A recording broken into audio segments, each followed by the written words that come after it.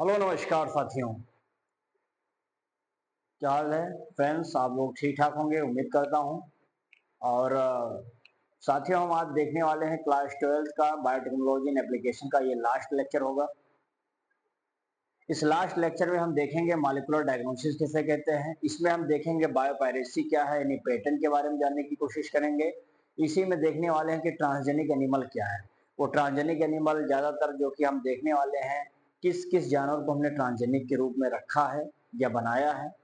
हम समझने वाले हैं कि आखिर कौन सी ऐसी स्पीसीज है राइस की जिसको बासमती कहा जाता है, उसके कितने स्पीसीज डेवलप किए गए हैं डेवलपिंग कंट्रीज में और डेवलप्ड कंट्रीज में, उनका क्या अपना एक कार्य मिल रहा है। कैसे ये कंट्रोवर्सी के रूप में, चाहे वो नीम हो चाहे वो टर्मेरिक हो, इन सब के जो पेटेंट है ये हमारे और अमेरिका के बीच में एक कंट्रोवर्सी का विषय भी रहा है। तो आज हम इन्हीं सारी बातों को देखने वाले हैं। तो सबसे पहले हम बात करेंगे मॉलिक्यूलर डायग्नोसिस। आपको पता होगा मॉलिक्यूलर डायग्नोसिस दो आधार होते हैं। देखिए, डायग्नोस मतलब होता है जो डॉक्टर जीवन भर करता है।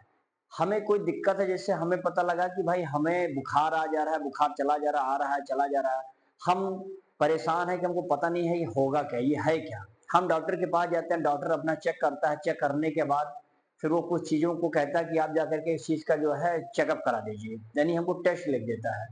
अगर वो मॉलिक्यूलर लेवल पर करता है, यानी पीसीआर करेगा, एलाइजा करेगा, रेडियो बायोग्राफी करता है, ये तो बड़ी खतरनाक है, बड़े हार्ड होते हैं। कहीं पर वो छिपा होगा माइक्रोब्स, बचेगा नहीं, उसको हम लोग एम्पलीफाई करके कंफर्म कर लेंगे चीजों को। हम कन्वेंशनल मेथड के द्वारा भी यूज करते हैं, जिसमें हम सीरम का यूज करते हैं, यूरिन टेस्ट कराते हैं, ब्लड टेस्ट कराते हैं। ये तमाम चीजों का हम लोग पहले सेवन करते थे, हम लोग ऐसे यूज करते थे।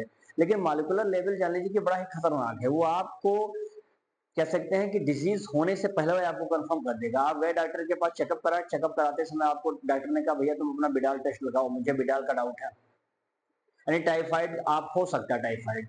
तो यानी जो रोग को पहले में कंफर्म कर देता है कि हाँ ये डिजीज आपको होना संभव है, इसको जाके चेक करा लो, पहले से इसको रोक देंगे अगर ऐसा है तो। एक होगा कि रोग हो जाए, तकलीफों का सामना कर लीजिए, उसके बाद चेकआउट करना, फिर पता करना, तो ये अलग चीजें हैं जो कन्वेंशनल में आती है, ठीक है ना।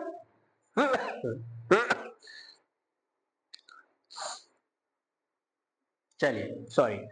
अब इसमें हम देखेंगे, हेडिंग पड़ा हुआ है मॉलिक्यूलर डायग्नोसिस, जिसमें दो आधार लेकर चलेंगे। बहुत ही मजेदार टॉपिक है, बिना स्किप किए वीडियो शुरू से अंत तक देखिएगा और मजा आने वाला है। वीडियो अच्छा लगेगा लाइक कमेंट शेयर जरूर करिएगा और अपना नोट्स निकाल लीजिए लास्ट लेक्चर हुए चैप्टर का। आइए देखिए, मॉलिक्यूलर डायग्नोसिस। मॉलिक्यूलर डायग्नोसिस जब बात करते हैं तो इसमें बात करते हैं सबसे पहले कन्वेंशनल डायग्नोसिस। कन्वेंशनल डायग्नोसिस, ठीक है ना। और दूसरी अगर मैं बात करता हूं इसमें, तो इसमें आप बात कर सकते हैं मॉडर्न। मॉडर्न भी इसको आप कह सकते हैं, या इसको आप मॉलिक्यूलर डायग्नोसिस भी कह सकते हैं। क्या होगा भैया, कन्वेंशनल में आपको अभी मैंने बता दिया है, पुराने रीति रिवाज की तरफ बढ़िए इसमें। इसमें लेकिन दिक्कत यह होगा कि जो स्मॉल अमाउंट होगा, स्मॉल अमाउंट ऑफ जो माइक्रोब्स होते हैं, माइक्रो ऑर्गेनिज्म होगा, उसको आप लोग कैन नॉट डिटेक्ट, इसमें डिटेक्ट नहीं किया जाएगा।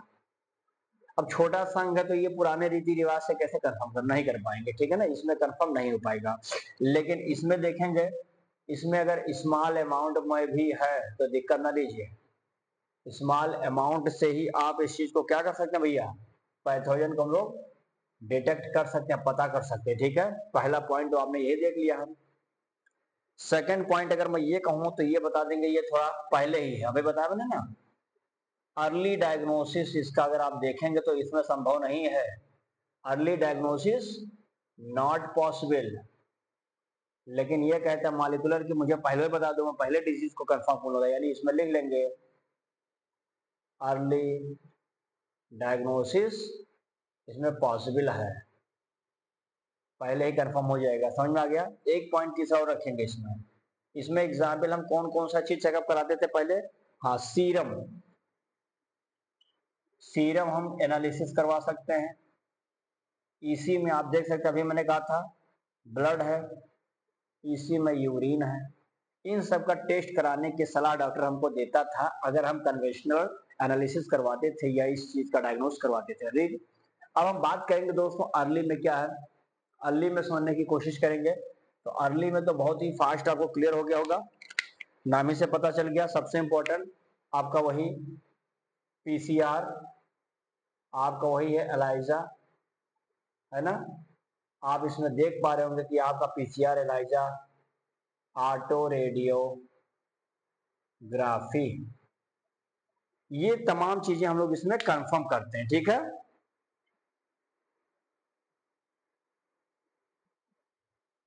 चलिए, इसमें मैंने आपको बता दिया पीसीआर, एलाइजा, ऑटो रेडियोग्राफी। हम सोच रहे हैं इसी में इसको कंफर्म करते हुए आगे चलेंगे।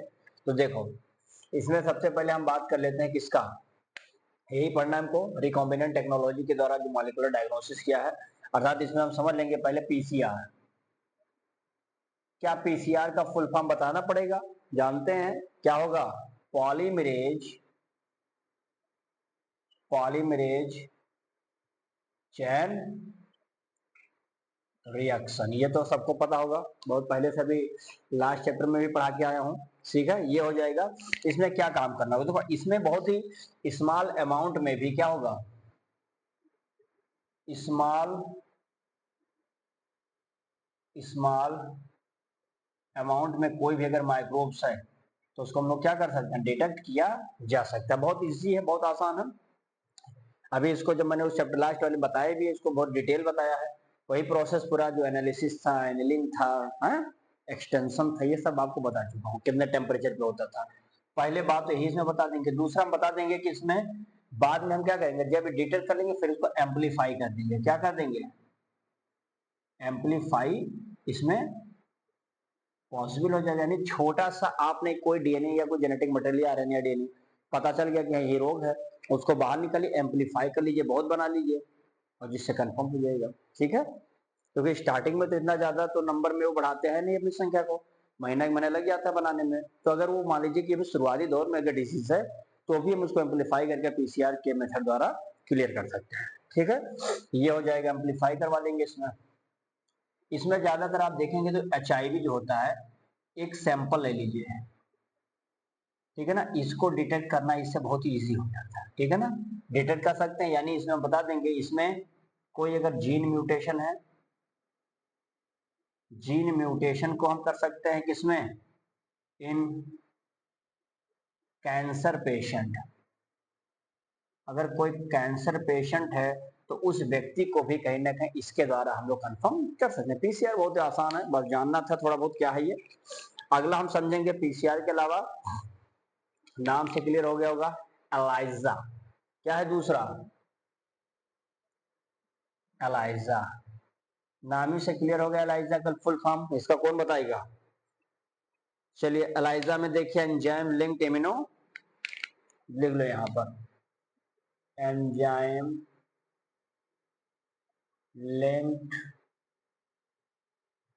इम्यूनो सॉर्बेंट,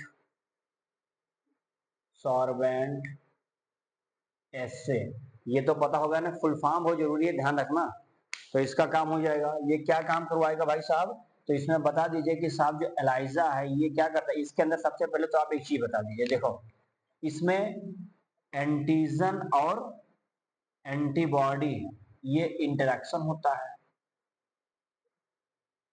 भाई एंटीजन और एंटीबॉडी का इंटरेक्शन होगा तभी इसमें क्लियरिटी दिखाई पड़ती है। इसमें एक एंजाइम का यूज किया जाता है, इसको जरूर लिखेगा, एल्केलाइन फॉस्फेटेज।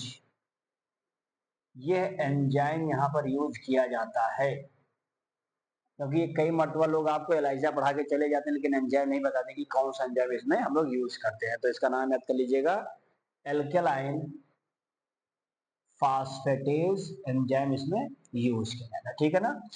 इसमें हम लोग करते क्या भैया, देखो स्पेशली इसमें हम लोग डायग्नोस्टिक करते हैं। डायग्नोस्टिक टेस्ट किसका होता है तो बता देना, एड्स का ज्यादा करवाते हैं इसमें, एक्वायर्ड इम्यूनोडेफिशिएंसी सिंड्रोम का करवाते हैं, ठीक है ना, ये ध्यान देना इसमें। तो ये चीज इसमें हो जाएगा। आगे बढ़ेंगे इसमें भैया, तीसरा देखेंगे। देखो अब तीसरे में ले लीजिए, ये भी लीजिए ऑटो वाला, देखो तीसरा यहां मैं बना देता हूं, ध्यान से देखना, ऑटो रेडियोग्राफी। ये भी बहुत खतरनाक है, इसमें प्रोब बनाया जाता है, ध्यान देना, अभी प्रोब वगैरह बताता हूँ क्या है। सबसे पहले तो इसमें बता दूं कि अगर कोई म्यूटेशन कहीं पर है, एनी म्यूटेशन जीन को हम लोग क्या कर सकते हैं, डिटेक्ट कर सकते हैं, पहली बात, ठीक है। फिर इसमें हम लोग बता सकते हैं भैया कि इसमें हम लोग क्या बनाते हैं, यहां पर हम लोग बनाते हैं प्रोब बनाते हैं, क्या बनाते हैं, प्रोब। क्योंकि प्रोब है क्या, तो सिंगल स्ट्रेन बताना यहाँ पे, डीएनए हो सकता है या सिंगल स्ट्रेन में आरएनए हम लोग क्या करते हैं, जो कि ये किससे लेबल्ड होता है, तो बता देना रेडियो लेबल्ड इसमें जो होता है पाया जाता है, जिसमें हम लोग क्या बनाते हैं, इसका कॉम्प्लीमेंट्री बॉन्ड बनाते हैं। अच्छा देखिए, जब सिंगल स्ट्रैंड डीएनए आरएनए लेंगे तभी तो जाकर के किसी से जुड़ जाता है आकर के ना, वही तो प्रोब है ये। तो प्रोब पहले बनाना पड़ेगा था, प्रोब हमेशा सिंगल स्ट्रैंड में क्लियरिटी रखेंगे इसमें, ताकि वो आगे आकर के क्या आपस में जुड़े, हमें कंफर्म हो जाए जहां पर भी डिजीज होगा। तो ये बात मेरे हिसाब से आपको क्लियर हो गई होगी, ठीक है ना। इसमें होता क्या, जिसमें जब हम प्रोब कॉम्प्लीमेंट्री बॉन्ड बना लेते हैं तो हमें क्या होता है, जो भी हमें यहाँ जीन होगा किसके साथ कॉम्प्लीमेंट्री बॉन्ड बनाएगा, तो जिस जीन के बारे में हमको डाउट होगा, यानी विद लगा दो यहाँ पे, जाओ तो with gene suspected to mutated, जिस जीन पर हमको सस्पेक्ट है, हम उस जीन के ऊपर क्या करते हैं, कॉम्प्लीमेंट्री बॉन्ड बना देते हैं। ये तो आपको पता हो गया, ये पढ़ा चुका हूँ इसको ना, इसीलिए बता रहा हूँ, ज्यादा इसमें ज्यादा फोकस करने की जरूरत नहीं, समझते चलेंगे। देखो इसमें होगा क्या, जब आप कॉम्प्लीमेंट्री बढ़ाएंगे, अब उसके बाद आपको करना क्या पड़ेगा, फिर अगला प्रोसेस इसमें होगा, आपको एक्सरे यूज करना पड़ेगा, एक्सरे पास कराएंगे। ये अपीयर कहां पर होगा भैया, तो ये अपीयर हम करेंगे, ये अपीयर होता है कहां पर, ये फोटोग्राफिक फिल्म पर, फोटोग्राफिक फिल्म पर आपको दिखाई पड़ेगा, एक्सरे पास आउट करेंगे तो उस पर शो हो जाएगा कि हाँ कौन सा कॉम्प्लीमेंट्री बॉन्ड बनाया है। अगर वो दिखाई पड़ गया तब तो क्लियरिटी है। तो देखो अगर ये यहाँ पर लिख लो है, अगर ये अपीयर हो गया, अपीयर होना, और एक होगा कि नॉट अपीयर, नॉट अपीयर, ठीक है ना।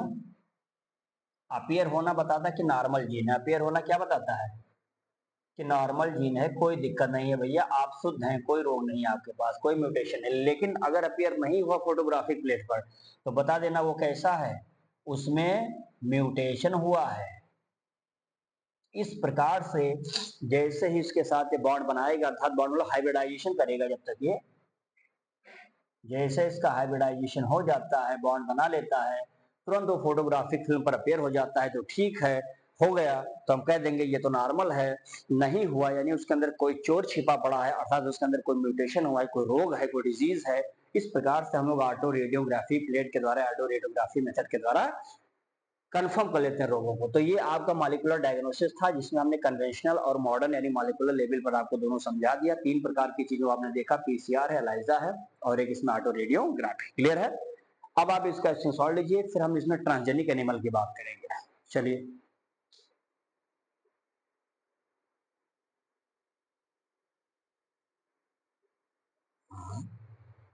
चलिए भैया, अब इसमें हम देखेंगे कि ट्रांसजेनिक एनिमल क्या है। देखिए ट्रांसजेनिक, किसी एनिमल के जीन में कुछ छेड़छाड़ करना, है ना। जब जीन के साथ आप खिलवाड़ कर देते हैं, उसके जीन को मैनिपुलेट कर देते हैं, या उसके जीन को अल्टरनेशन कर देते हैं, अल्टर कर देते हैं, चेंज कर देते हैं, इसी प्रोसेस को हम लोग पढ़ते हैं किसमें, ट्रांसजेनिक एनिमल के अंतर्गत आता है। अर्थात इसमें कह सकते हैं इन जीन अल्टरेशन और द मैनिपुलेशन, ठीक है ना। बहुत आसान है, देखो इसमें सिंपल बता देंगे हम लोग क्या, कि जो डीएनए है, इस डीएनए में कोई अल्टरनेशन कर दीजिए या मैनिपुलेशन करवा दीजिए, ठीक है ना, मैनिपुलेशन करवा दीजिए, इसी को हम लोग बोलते हैं ट्रांसजेनिक एनिमल कहते हैं। लगभग लगभग आपको बता दूं मैं कि 95% ये जो एक्सपेरिमेंट किया गया है किस पर, ऑन माइस।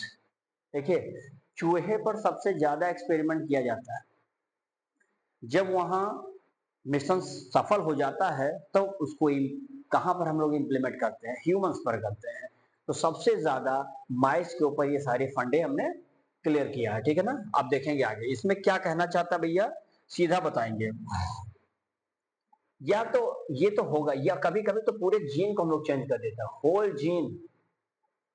होल जीन को मैनिपुलेट किया जा सकता है।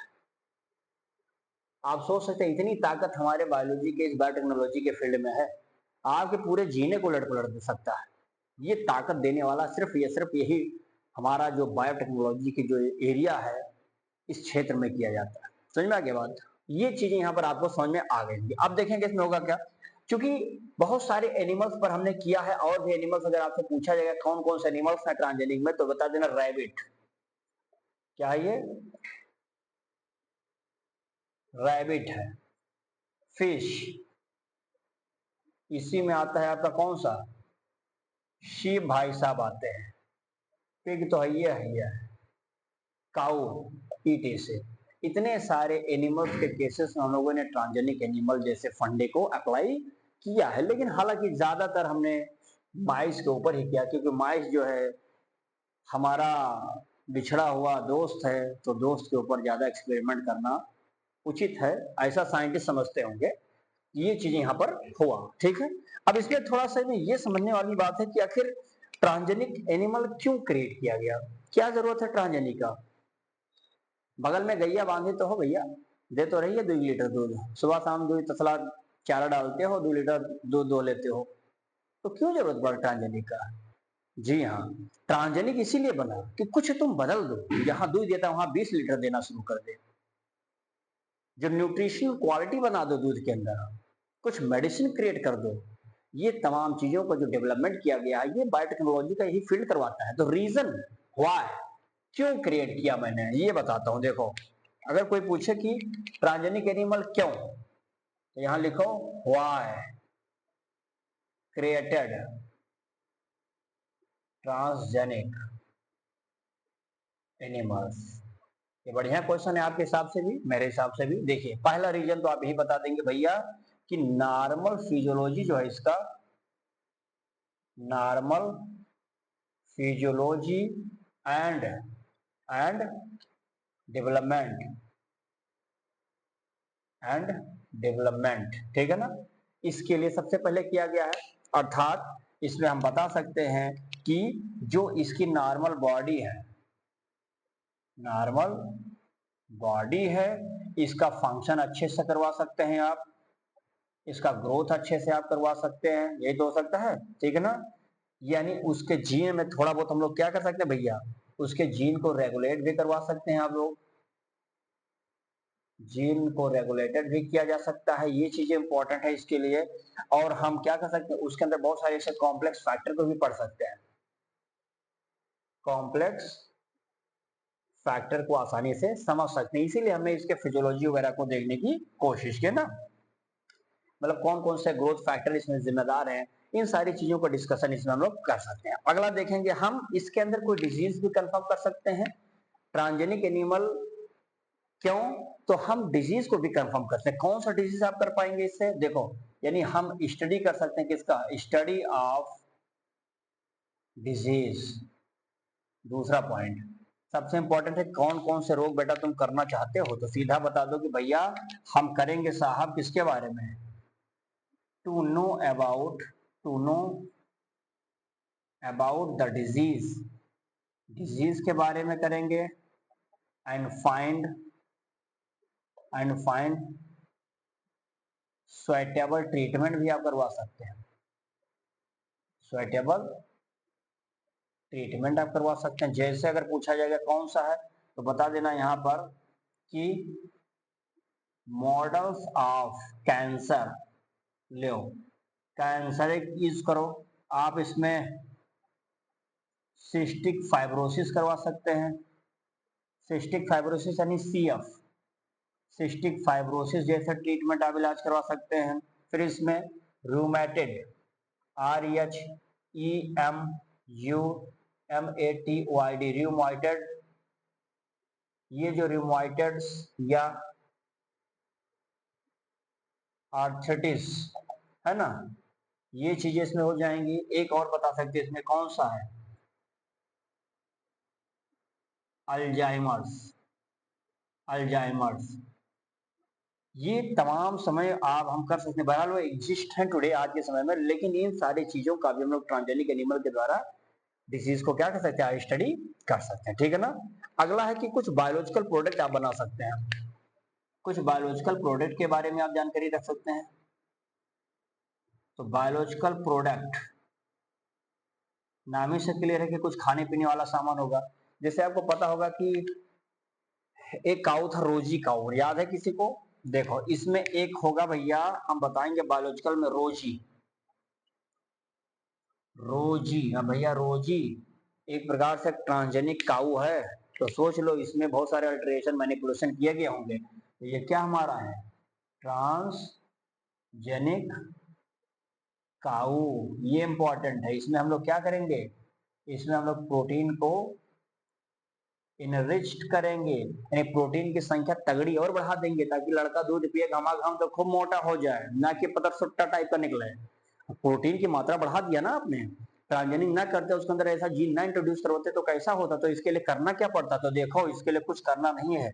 अब इसमें होता क्या था, इसमें लगभग, हाँ इसमें बता दो 2.4 ग्राम पर लीटर, 2.4 ग्राम पर लीटर ह्यूमस, ह्यूमंस का जो है इसमें हमने क्या डाल दिया, alpha lack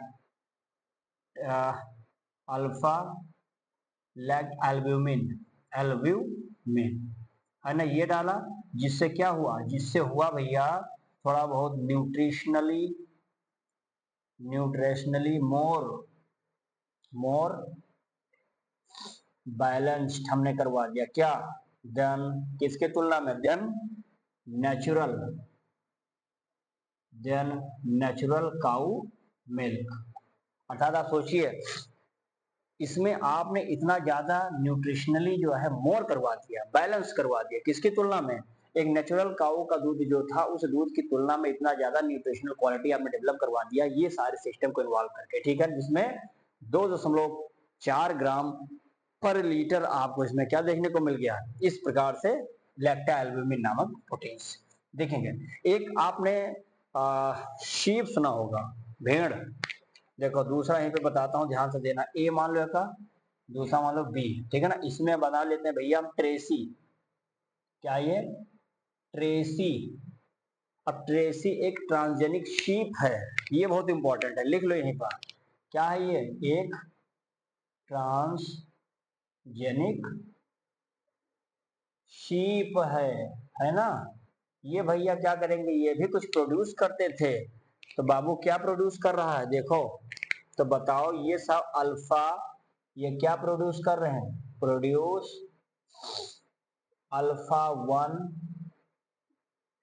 anti trypsin, anti trypsin, ठीक है ना। तो ये भी बड़ा खतरनाक है कि अल्फा 1 एंटी ट्रिप्सिन का प्रोडक्शन कौन करवा रहा है, भैया लोग करवा रहे हैं। ये करने से क्या क्वालिटी मिली है, तो देखो इसमें सीधा बताइए कि ये ट्रीट करवाता था, जिससे हम ट्रीट करवाएंगे, ट्रीट करता था किसके लिए, एम्फाइजिमा, ठीक है ना, एम्फाइजिमा में ट्रीट किया जाता था। तो ये भी कहीं ना कहीं देखिए ट्रांसजेनिक शीप के लिए ये जरूरी हो गया। इतनी बात समझ आ रहे हैं, हाँ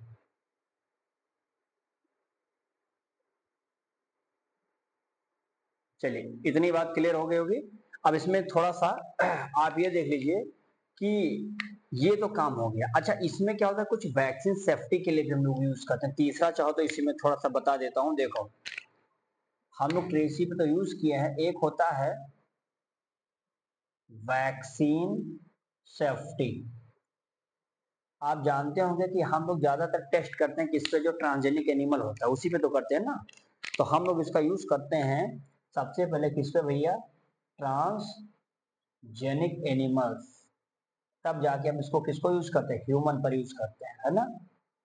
अच्छा, ह्यूमन पर यूज पहले भी नहीं कर लेंगे, पता लगा तुमने यूज तो कर लिया, उसको कोई नुकसान हो गया तो कौन भरपाई करेगा?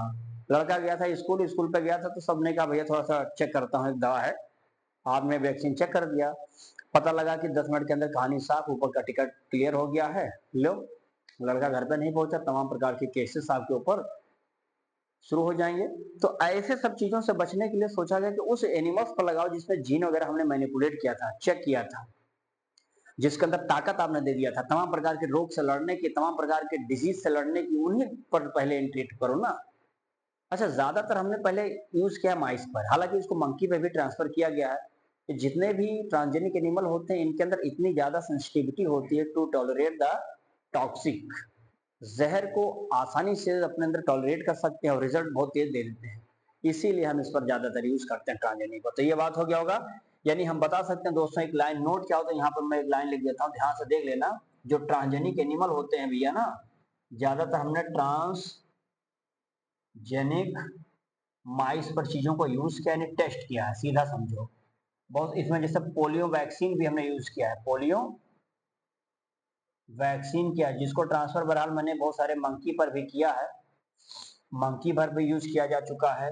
एंड बहुत सारे ऐसे केमिकल को हमने सेफ्टी टेस्ट किया, नहीं इसमें टॉक्सिसिटी जिसमें ज्यादा होती है, टॉक्सिसिटी या इसकी टेस्टिंग किसमें हम लोग ज्यादातर करती है, इसकी टेस्टिंग भी कहीं ना कहीं ट्रांसजेनिक एनिमल्स पर ज्यादा देखा गया, मोर देखा गया। क्यों? क्योंकि उनके पास मोर सेंसिटिव, है ना, टॉक्सिक सब्सटेंस होता है, इस वजह से इसका रिजल्ट भी उनको आसानी से क्या होता है, मिल जाता है। तो यही लिए हम लोग क्या करते हैं, जो ट्रांसजेनिक एनिमल होते हैं उसके ऊपर ही ज्यादा तेरे सब यूज करते हैं, जिससे जो भी रिजल्ट हो आसानी से हमको मिल सके। समझ में आई?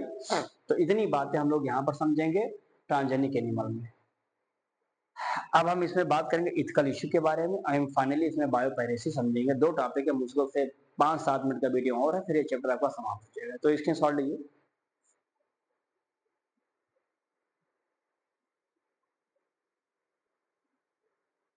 चलिए भैया, इथिकल इश्यू, आप जानते हैं कि किसी भी एनिमल्स के अंदर जो मैनिपुलेशन जीन का किया जाता है, not beyond a particular level, एक लेवल से ज्यादा आप डिस्टर्ब नहीं कर सकते हैं। पता लगा कि ऐसा अगर हो सके, मान लेता हूँ कि आप जैसे हैं, आप अपने पिताजी का क्लोन तैयार कर दीजिए, क्या ये संभव है? नहीं होगा ना, इसकी आज्ञा देगा ही नहीं ये जो संस्था बैठा हुआ है, यानी ये तो इथिकल इश्यू है, लेकिन इसके ऊपर भी बैठा है आपका जीईएसी, जेनेटिक इंजीनियरिंग अप्रूवल वाला।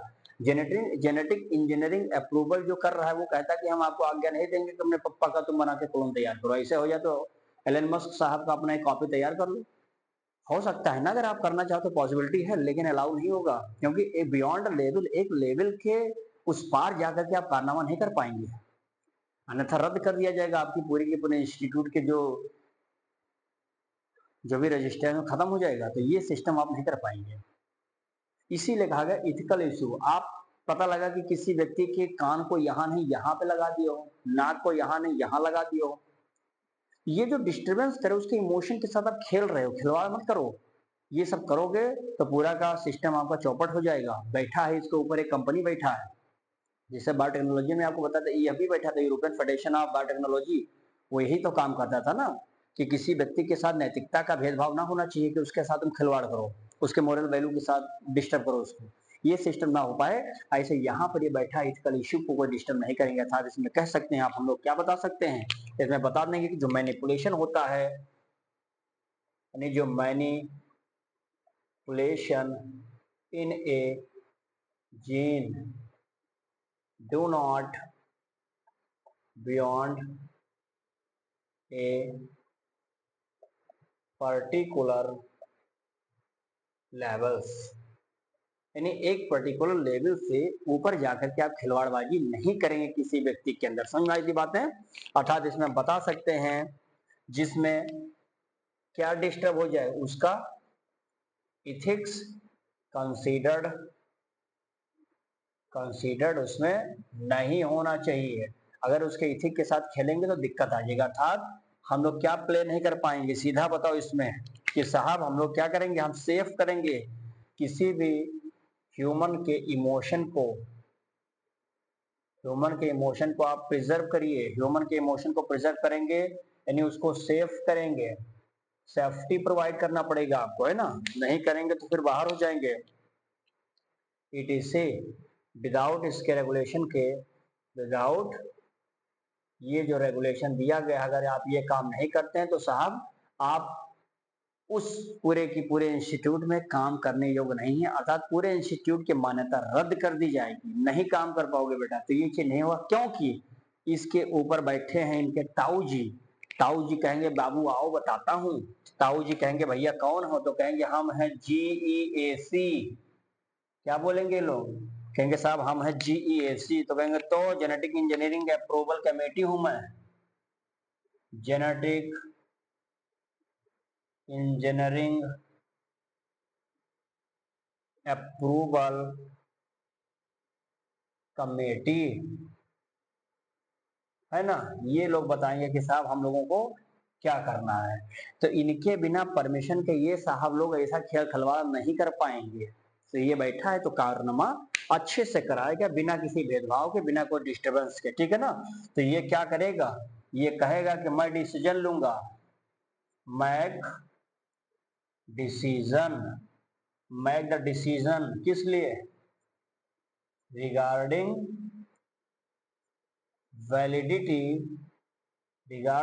Validity of GM genetic modification.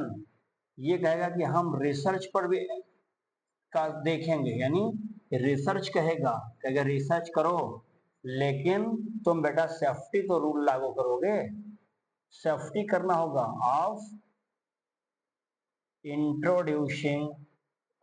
Introducing GM।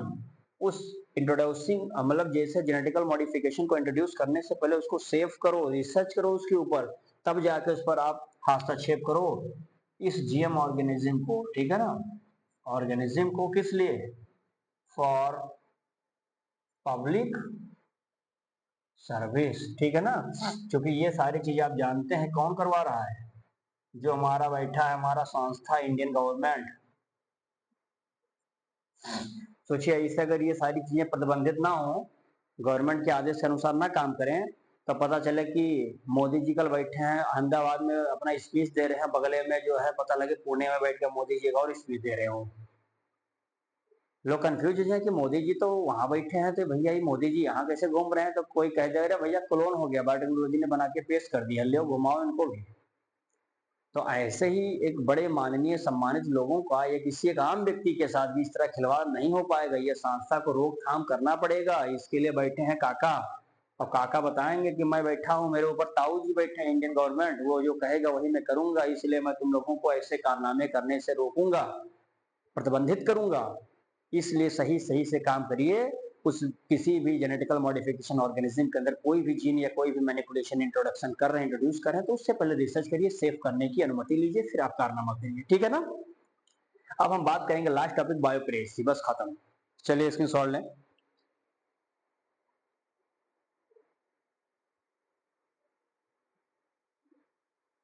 चलिए भैया लास्ट टॉपिक है bio patent and bio piracy. Bio patent आप जानते हैं कि इंडियन गवर्नमेंट के द्वारा ही इसको अलाउ किया जाता है। एक पेटेंट होता है जो इंटीरियर कंट्रीज में इसको यूज करते हैं। यानी देखिए हम लोग बायो पायरेसी कहाँ पर, मतलब पेटेंट कहाँ पर यूज करते हैं। पेटेंट स्पेशली हम लोग कोई पॉइनियर या कोई स्टार्टिंग कर सकते हैं, कोई चीज हम लोग अभी शुरू किया वहां पर यूज किया जाता है। अब जो चीज जो कोई पर्सनली यूज कर रहा बहुत पहले से, आज आप कहते हैं कि मैंने इसका पेटेंट बनाया है, तो वो पेटेंट कहाँ से है।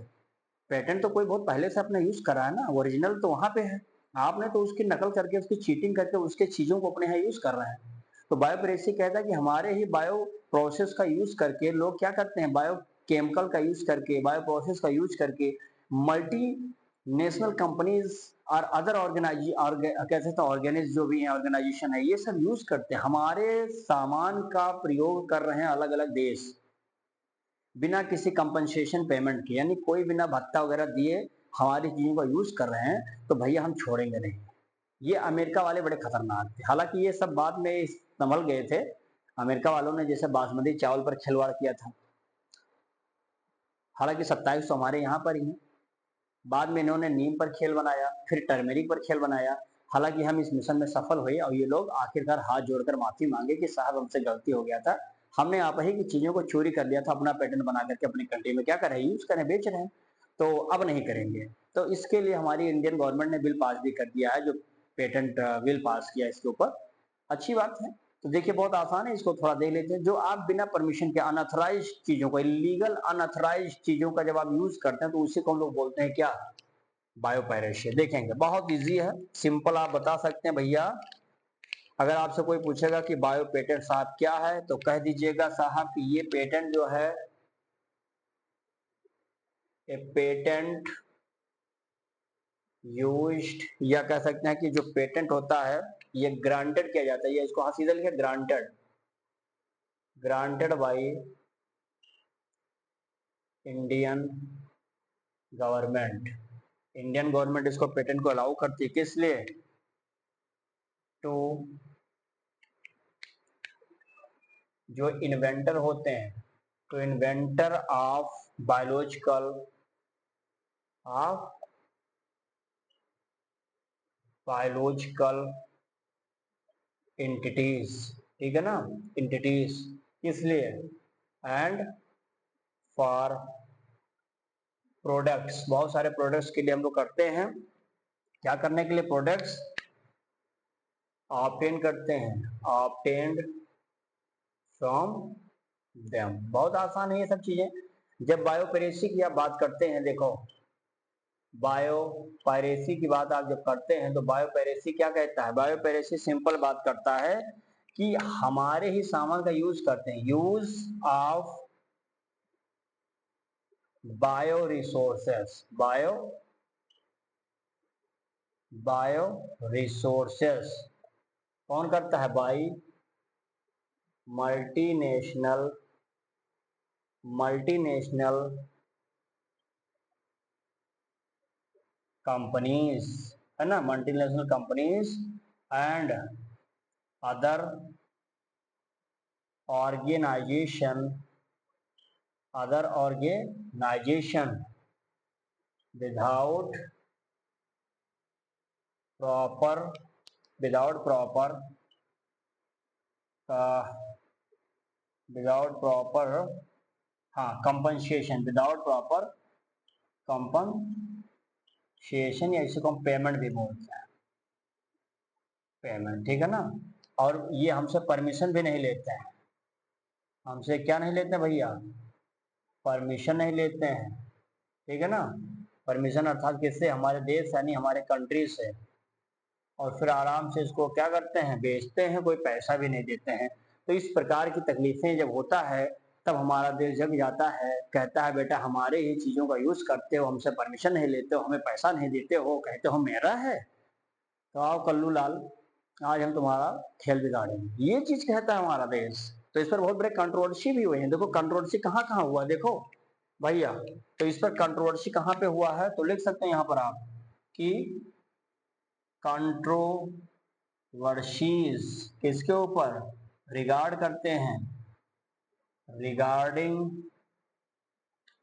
पेटेंट्स, है ना, what are the bio piracy, कहाँ कहाँ पर हमने किया, तो सबसे पहले तो हम बात करेंगे, लड़ेंगे इससे कि भैया बासमैटिक राइस की बात हम करेंगे कि वाह क्या बासमती चावल का सुगंध है, दूर दूर तक महकता है, रोमा इतना तगड़ा है, इतना मजा आता है खाने में, इतने लंबे लंबे चावल है, इतने न्यूट्रिशन क्वालिटी है, बेटा तुम हमारे को चोरी करके वहां तुम यूज कर रहे हो और कहते हो मेरा है, ये तो हम नहीं करने देंगे भैया। तो आज मिलेंगे हम इनसे, कहेंगे इनसे, हम कहेंगे साहब हमारे यहाँ लगभग 2 लाख हैं बासमती चावल की वेराइटीज, आप सोच सकते हैं इतनी हमारे पास स्पीसीज इसके रखी हैं, जिसमें 27, देखो चावल की लगभग 2 लाख जाती है हमारे देश में, लेकिन 27 उसमें से 27 ऑफ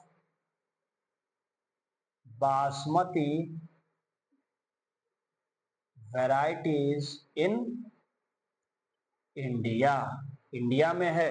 हालांकि इसी में आपको बता दूं मैं कि 1997 में अमेरिकन अमेरिकन कंपनी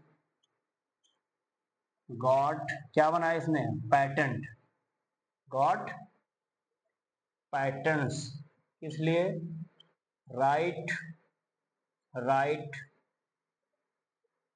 बासमेटिक राइस किसके प्रति, तो बताएंगे थ्रू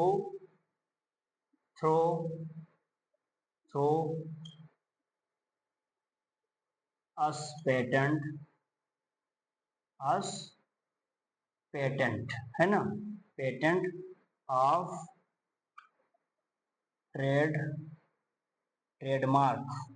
ट्रेडमार्क ऑफिस। यानी आप सोच सकते हैं कि ये लोग बिना हमारे परमिशन के ये सब खेल बना के चले गए हैं, तो ये चीजें तो साहब हम नहीं करवा पाएंगे। ये कह रहे हैं कि हमने तो अपना बनाया है।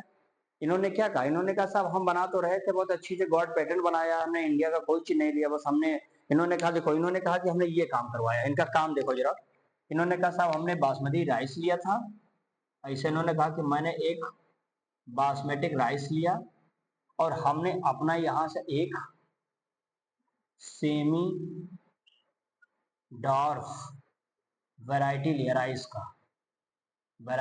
राइस का, और इन दोनों के माध्यम से इन भैया लोगों ने क्या बना दिया था, इन्होंने कहा कि साहब हमने यहाँ लिख लो एक न्यू स्पीसीज बना दिया। अब आप बताइए, न्यू स्पीसीज बना दिया बासमती का, तो इस न्यू स्पीसीज बासमती के राइस पर किसी देश को क्या ऑब्जेक्शन होना चाहिए? अमेरिका वालों ने ऐसे कहा।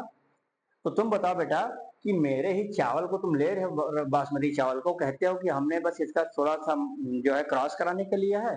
अरे क्यों क्रॉस कराया है?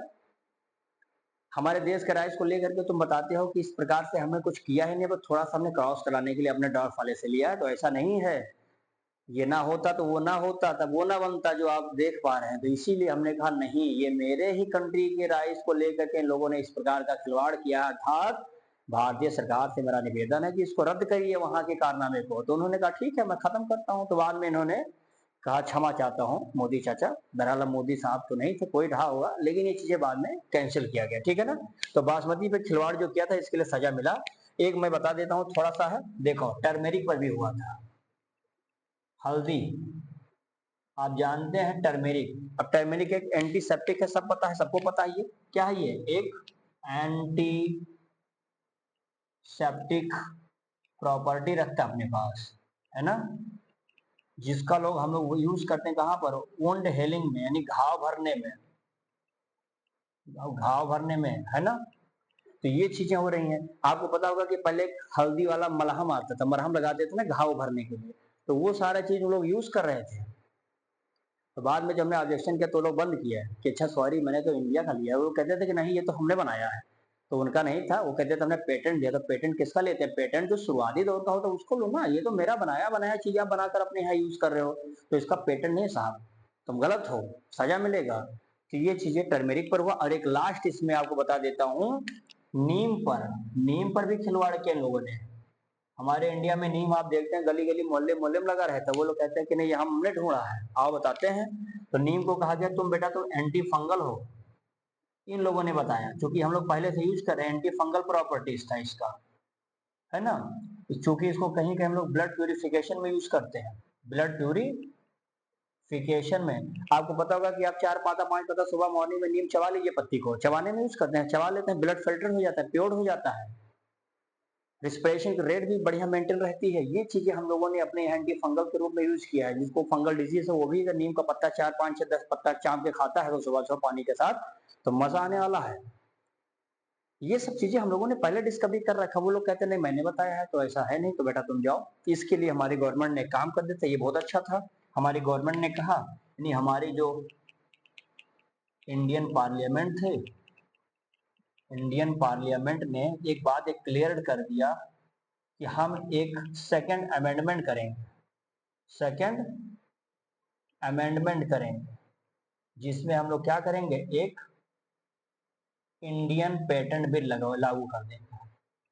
और इस इंडियन पेटेंट बिल से बहुत अच्छा मजा आने वाला है कि बाद में ऐसी हरकतें कोई और नहीं कर पाया, क्योंकि अब हमारे यहाँ कानून बन गया है, जो करेगा सजा पाएगा। समझ में आया? तो इस प्रकार से साथियों हम लोगों ने आज इस चैप्टर को फिनिश कर दिया है। आई होप कि आप लोगों को बहुत मजा आया होगा अभी तक जितना भी आप लोगों ने पढ़ा होगा चैप्टर्स। अब हम लोग बात कर लेंगे, एक लास्ट यूनिट बता है इसमें इकोसिस्टम वाला, इकोलॉजी जो है। तो अब हम उसी के साथ मिलेंगे लास्ट यूनिट में, जिसमें 3 चैप्टर हैं। लगभग इसी नवंबर में इसको समाप्त कर दिया जाएगा, ताकि दिसंबर से आपका वन शॉट चलेगा 1 चैप्टर्स का। बस यही काम करेंगे। बाकी आप लोग इसे साथ बनाए रखिए दोस्तों, समय बहुत कम है, हम लोग बिल्कुल अंतिम क्षण तक पहुँच चुके हैं। चैप्टर बस इसी मंथ में जान लीजिए आपका समाप्त हो जाएगा पूरा 12th का। और ऐसे ही आप साथ बनाए रखिए, मदद करिए दोस्तों। आप लोगों का लाइक, कमेंट, शेयर, सब्सक्रिप्शन ही हम लोगों के लिए एनर्जी बूस्ट का काम करता है। वो आप लोग शुरू से सहयोग करते आ रहे हैं और वो हमेशा कर रहे हैं। थैंक यू सो मच इसके लिए। और चलिए मिलते हैं नए लेक्चर के साथ, तब तक के लिए आप स्क्रीनशॉट ले लीजिए। Thank you so much.